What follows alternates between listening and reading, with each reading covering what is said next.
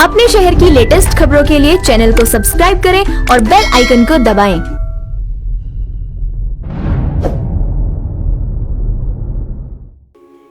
Rohini court blast मामले को तो आपने सुना ही होगा।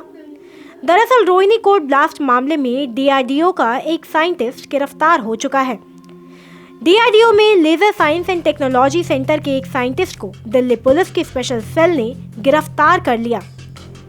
9 दिसंबर को दिल्ली की रोहिणी कोर्ट में कोर्ट नंबर 102 में हुए टिफिन बॉम्ब ब्लास्ट के मामले को दिल्ली पुलिस की स्पेशल सेल ने सुलझाने का दावा किया है।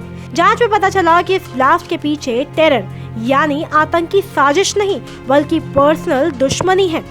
पुलिस ने डीआरडीओ में laser science and technology centre के एक साइंटिस्ट को जब गिरफ्तार किया और उससे पूछताछ की तो बहुत सी चीजें सामने आई। इस साइंटिस्ट का नाम, जिसका नाम भरत भूषण कटारिया बताया जा रहा है, जांच में वो जो वजह सामने आई उसके मुताबिक डीआरडीओ का साइंटिस्ट अशोक विहार इलाके में ग्राउंड फ्लोर पर रहता है।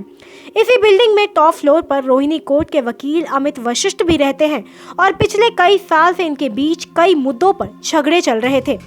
दोनों ने एक दूसरे पर कई मुकदमे भी दर्ज करा रखे थे, लेकिन साइंटिस्ट भारत भूषण इन झगड़ों से तंग आकर वकील को सबक सिखाना चाहते थे, जिसके लिए इन्होंने एक बड़ी साजिश रची। उन्होंने मार्केट और सोशल शॉपिंग साइट से अलग अलग सामान बम बनाने के लिए खरीदे और उन्हें असेंबल करके ये आईडी बम बनाया। इतना ही नहीं, जब इस ब्लास्ट के बाद जांच में पता चला था कि आईडी का जो ब्लास्ट था वो रिमोट से किया गया था। आईडी के डेटोनेटर्स, एक्सप्लोसिव मटेरियल्स एनालाइसिस किया तो यह पाया गया कि एक्सप्लोसिव मटेरियल का ब्लास्ट नहीं हुआ था बल्कि डेटोनेटर ही ब्लास्ट हुआ था। इसलिए नुकसान कम हुआ, वरना ज्यादा नुकसान की भी संभावनाएं थी।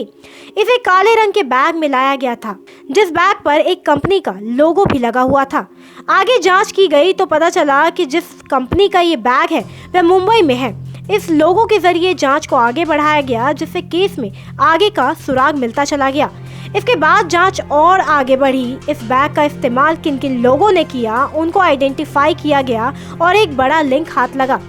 एंटी थेफ्ट मैकेनिज्म के जरिए साइंटिस्ट ने टिफिन बम का रिमोट तैयार किया और इससे पता चला कि इसका दुश्मन वकील अमित वशिष्ठ कोर्ट में कब आएगा।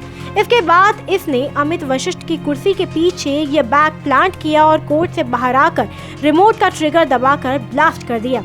मौके की जब तलाशी ली गई तो पता चला कि एंटी थेफ्ट मैकेनिज्म जो कि 2 व्हीलर्स में इस्तेमाल होता है उससे रिमोट तैयार किया गया था। साथ ही बैग से कुछ फाइल्स और पेपर रिकवर भी हुए थे। उस फाइल को कहां बनाया गया था, कौन रिटेलर और डिस्ट्रीब्यूटर है, उसे खंगाला गया और इससे आरोपियों के लिंक मिले।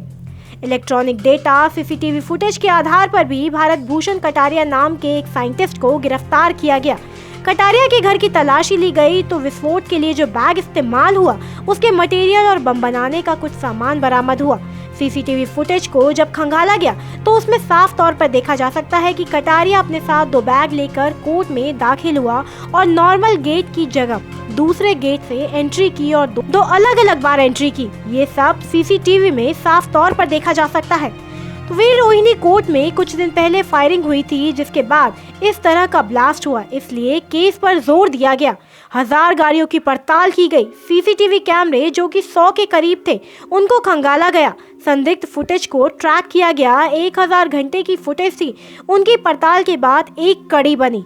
इस ब्लास्ट में नायाब कोर्ट घायल हो गया था। फिलहाल इस साइंटिस्ट की गिरफ्तारी से कोर्ट में ब्लास्ट का केस बेशक सुलझा लिया गया हो, लेकिन कोर्ट में मेटल डिटेक्टर होने के बावजूद कोर्ट के अंदर बम लेकर जाना और उसे कोर्ट में प्लांट कर देना पुलिस की सुरक्षा व्यवस्था पर तमाम सवाल जरूर खड़े कर रहे हैं। अपने शहर की लेटेस्ट खबरों के लिए चैनल को सब्सक्राइब करें और बेल आइकन को दबाएं।